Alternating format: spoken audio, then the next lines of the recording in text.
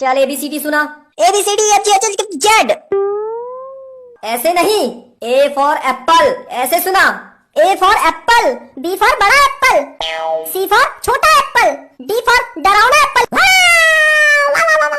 E for एक था Apple, F for फोकट का Apple, G for goal goal Apple, H for हंसता हुआ एप्पल,